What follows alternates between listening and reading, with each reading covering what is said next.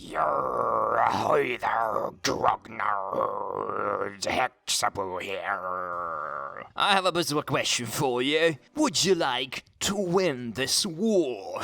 Well, Panzer Corps 2 does include that option as per tradition, because Panzer Corps 1 and Panzer General games did include it. So what do we do to enter the historical path and crush the British, the Soviets, and the Americans? There are actually two paths towards it. One of them is through North Africa, which we will not discuss today. The path I will be talking about today will be through the Soviet Union and through Barbarossa, which we talked about not a week ago. And in order to get that scary quotes good ending, you need to complete two missions in the Soviet campaign in a particular way. And those two missions are Moscow and Stalingrad. In both of these missions, you have to take all of the objectives, including the secondary ones, and in both the missions, you must be able to pay a certain amount of prestige to proceed to the quote-unquote good ending. The amount of prestige really depends on your difficulty level. For Major, it's 0. For Colonel, it's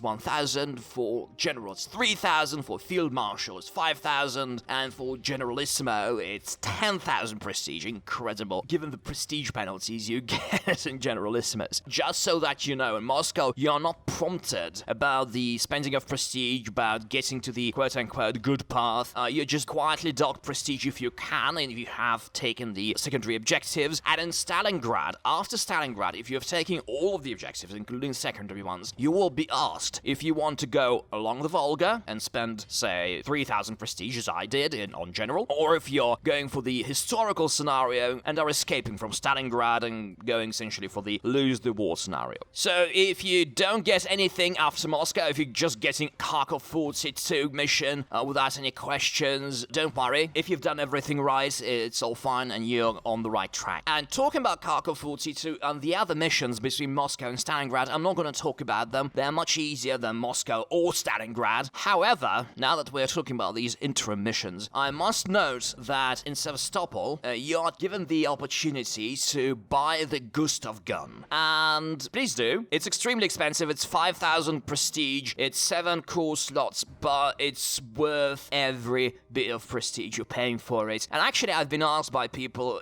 if I hated the Karlgarat, which you can get in Army Group Center, or Barbarossa Center as it's called in the game, and I didn't buy it, but that is not to say that I hate the gun and I hate that unit. If you have the means and the inclination, absolutely go for Karlgarat, go for Gustav, but if you have to choose one of those, you don't need Karlgarat to reach to Sevastopol. After that, you kinda need the Gustav. So if you have to choose Gustav. It's absolutely a better gun. It's got better stats, plus the 6 versus 3 hex range is decisive in this. Because essentially with Gustav, you don't have to worry about defending it at all. With Karlgarat, it can get into trouble. Gustav, practically never. And if you've got a double attack hero, give it to the Gustav and it'll be incredible bunker, artillery buster for everything. By the way, range is also important for dealing with artillery. Karlgarat is worse as that. It might get damaged and you have no replacement for it. And another little factoid before we handle the missions today is something I didn't know before, and I've just found out, is that half-tracks are incredibly good for infantry, because in addition to the great cross-country capability, they give attack bonuses to infantry. Even if they're not embarked in the half-tracks, they still get that bonus. It's actually a significant one. It's a +4 on soft attack and a +1 on hard attack, making your engineers extremely powerful. So I know it's a +1 on core slot cost, but it's a great bonus and will increase the capacity of your infantry tremendously. So whenever you can get it, please do. And as the campaign advances, you will be less stressed for core slots. So definitely consider that. So without much further ado, let's get to discussing the strategy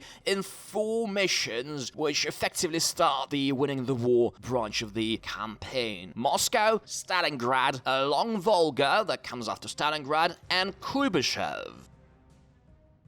Moscow. I found this mission to be the hardest of the 4. It took me a bunch of tries to win it, and there were a few problems with it. Most importantly, it's the fact that it's the last mission before you have really nice tanks. In Kharkov 42, which comes after it, you already get the long-barreled Panzer IVs, which are incredible, but at this point, your best tanks are Panzer IIIJs, which are okay for the most part, but quite often underwhelming. And there is a huge counterattack around the middle of the mission, when you'll have to deal with lots of medium and heavy Soviet tanks and tank destroyers. So, what is the force composition here? Obviously, this is a big city battle. We need lots of pioneers and artillery. Regarding the air support, I recommend you to focus on fighters, because there will be quite a lot of resistance in the air. Also, actually, Moscow is the place where I converted to the religion of Fizilashtoich, which is the recon plane. The problem is that there are many anti-aircraft guns in the city, so using any kinds of tactical or strategic bombers is pretty much pointless there. Recons are incredibly cheap, especially in terms of core slots. It's just one core slot. And the thing is, they deliver quite a big accuracy bonus for your ground troops. And remember, it delivers a bonus each time that particular unit is attacked. So if, for example, you're attacking strong points, well-entrenched infantry with multiple artillery units, and then going in with the pioneers, say 3 artillery and 1 pioneer, you're giving a bonus to 4 units with that plane. And quite often it gives much more value than a Stuka or a BF-110 would. So definitely look into them, and I think it's quite often worth, especially if the enemy is well prepared in terms of anti-air, it's well worth taking 3 or even 4 recon planes just to give that advantage to your ground troops. Otherwise, the number of tanks should be limited. I recommend taking 1 Panzer IV-F, because it's really good against infantry, and you'll sometimes have to deal with soft targets out in the field. And this is pretty much it. About the strategy, don't worry if you don't finish this on the first try. This is a really difficult mission, but my strategy is thus: position your troops in the center, in the south, as you see on the map. Don't focus on the north. I think it's a more difficult area. Plus, definitely don't spread your forces around. Unlike the other primary objectives outside Moscow, Tula is relatively well defended. There are a bunch of infantry units there and entrenchments. It's better to take that place in the beginning of the mission. So leave a few pioneers there, maybe tanks and a couple of artillery there. Otherwise, group your units around the center, perhaps a couple of tanks in the north, because there will be early tank counterattacks there, so you need to handle that. And otherwise, concentrate your infantry, concentrate your artillery. Kalgaret would be useful here, absolutely. And as you progress in the city, I recommend you to take the objective just south of Moscow, which is Kolomna, and just north of Moscow, which is Kimry. Both of them are just protected by anti-tank artillery guns. You can take them easily with your pioneers. It's really worth devoting 2 pioneer units to just these 2 objectives, because as soon as you more or less reach Kolomna and the center of Moscow, which should take place around turn 15 or 16, the Soviets will counterattack. There are a crapload of Soviet tanks in the east of the map. They are absolutely better than your tanks. There's no way you should try to take them out in direct combat. You should lure them and trap them. Your best idea, your best chance is to lure them into the cities, where your engineers can make short work of them. And in the Kolomna area, you can lure tanks there, and you can lure them into your pioneers or infantry in general that's sitting in Kolomna, and into your artillery, and then finish them off one by one. Remember, you don't have to kill all of those units. Otherwise, inside Moscow, as soon as you reach the center of the city, don't rush forward. You can even leave the center hex. Consolidate, retreat, build a solid defensive line, wait for the tanks to come. Maybe reinforce. It's fine to reinforce on this mission. You will sustain quite a lot of losses here. So do that, weather their attack, because even the most monstrous of KVs will be absolutely useless and powerless against place your pioneers in the city. So weather the storm and then gradually advance towards the remaining objectives in Moscow. This is pretty much the only way you could finish this mission, and good luck. Once you're done with Moscow, everything else will seem like a breeze.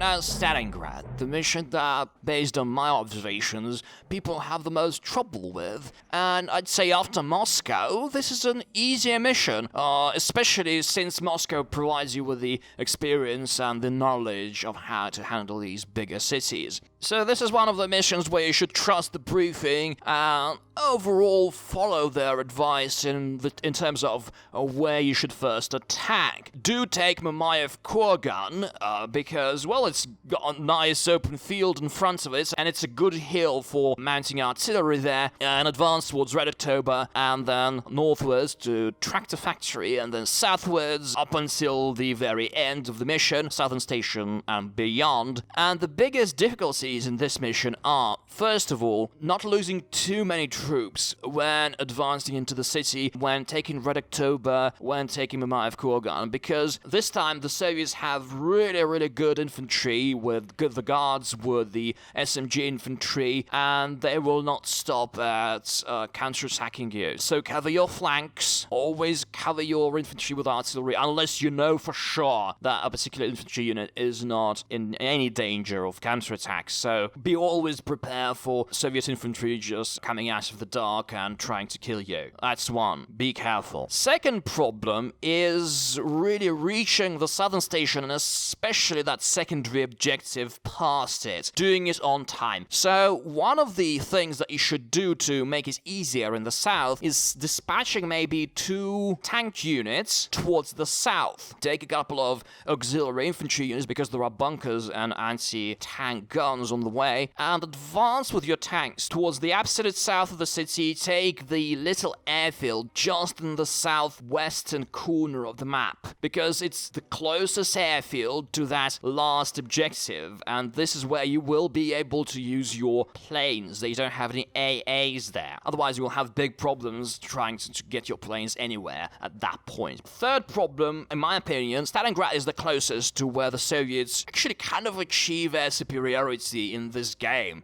which is kind of true to life, where, like, Stalingrad was a big turn for the Soviet Air Force. Yeah, you will have to deal with the Soviet LA-5s, and I've had experienced fighter units get mauled and destroyed in a single turn if I'm not careful. Maybe take Bf-110s instead of any other kinds of bombers. Do remember that recon plates are really powerful, especially in the earlier parts of this mission, because there will be quite a lot of anti-air guns as well, so it's pretty much the Moscow formula. Fighters plus recons. Tractor Factory, unlike what you would expect, and Tractor Factory is known for its producing T-34 tanks throughout the siege. There aren't any T-34s there. It's pretty poorly defended. It will not get counterattacked, so just send a small contingent of forces there with some artillery and you'll take it. As you advance towards the south, please use your tanks there, because there's quite a lot of open terrain in there, and your tanks will be good at covering your flanks and sometimes destroying weak Soviet units. Remember that the Soviets will try to send troops from the other bank of the river. Even if you've taken some of the objectives along the bank, they will come and retake them. So be prepared to retreat a little bit, to send a couple of units to handle that infantry, and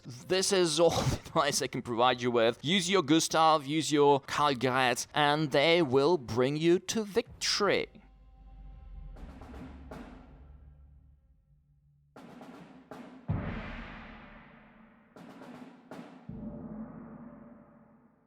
I really enjoy the Along the Volga scenario because it offers a wonderful break from the previous scenarios in more than one way. First up, you've got a group of allied troops that you can't control but who are attacking, and they will help you out later in the mission. Please don't send any troops to help them out in the south. They will handle the remnants of the Soviet troops there admirably and will advance north. Your task is to to take all those objectives along the river and beyond. The tricky part of this mission is that it's also a defensive one. As soon as you reach Sudovskaya and Ilovlya objectives, you will get counterattacked.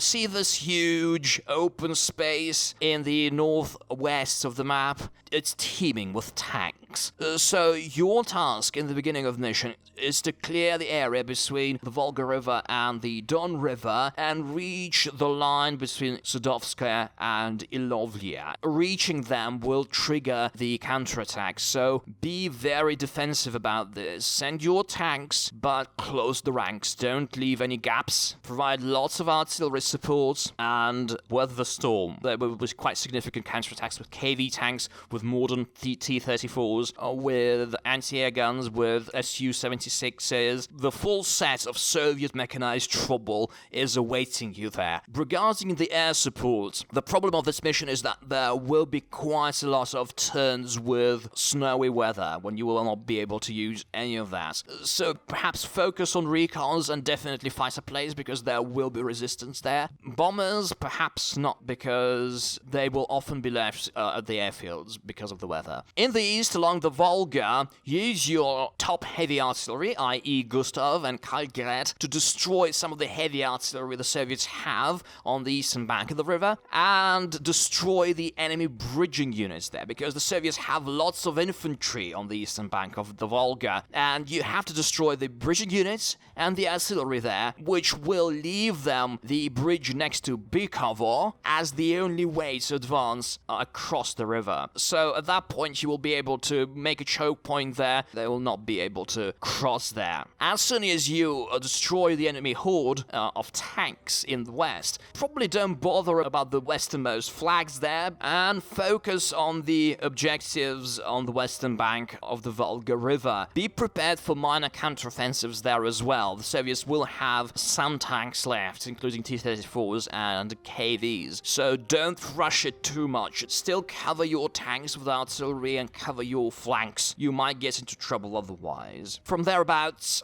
the mission is reasonably easy, so let's proceed to Kuybyshev.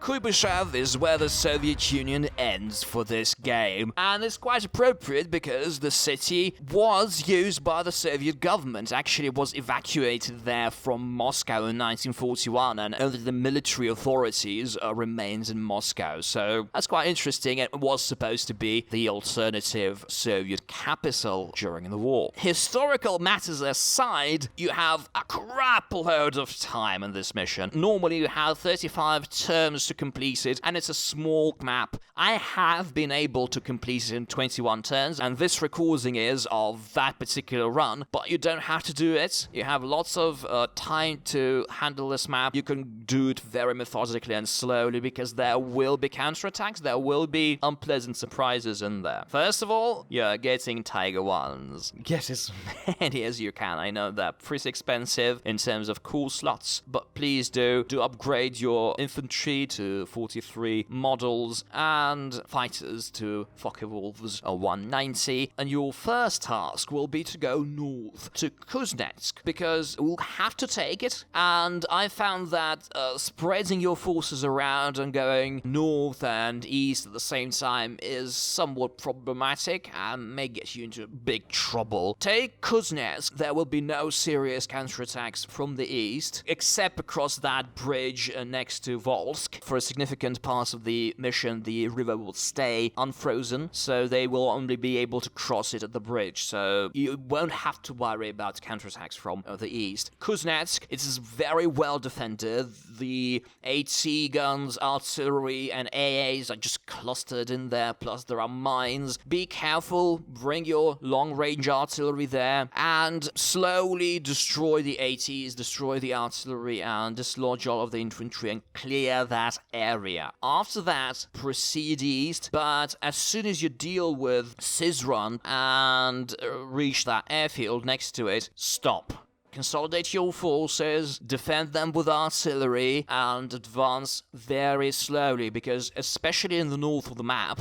there will be a bunch of tanks that will counterattack from Kuybyshev. Don't let them do that, and especially since at that point Volga will have frozen and they will be able to attack across it. You might lose your tanks, you might lose your infantry, don't rush it there. Once you reach that forest next to the city, you can slowly advance in the south. You may take the small village at the bottom center of the map, and I strongly suggest you take the airfield next to it. Why? Because it's not defended, and it's the prime position for your air force to attack the final objective, the Pelikanka village, and that forest tile that you have to take as well. Use your heavy artillery, definitely use your Gustav gun to deal with the Stavka bunker. It was never used by the Stavka. It was supposed to be used by Stalin, who never used it either. But anyway, so destroy the bunker and slowly advance towards Kuybyshev. The southeastern objectives are pretty well defended by AT guns. Resistance in the air will be pretty stiff, so use your wonderful Focke-Wulfs 190 Brimstone bombers, because the AI will not be as incredibly strong here as in the previous missions, and slowly go towards Kuybyshev and these southeastern objectives. I strongly suggest you not to take the primary objective in the forest before you take all of the other objectives, because what I've seen is that taking that hex will activate the incredible horde of Soviet infantry in the forest in the southeast. Otherwise, they're pretty passive, but once you take the forest hex, they wake up, and you don't want that. Otherwise, this mission is relatively easy. So what you should take out of this is take Kuznetsk first, and then advance, but advance carefully and slowly. Don't let yourself fall into traps. And the giant has been defeated. Kuybyshev concludes the series of missions in the Soviet Union, and next week we'll travel to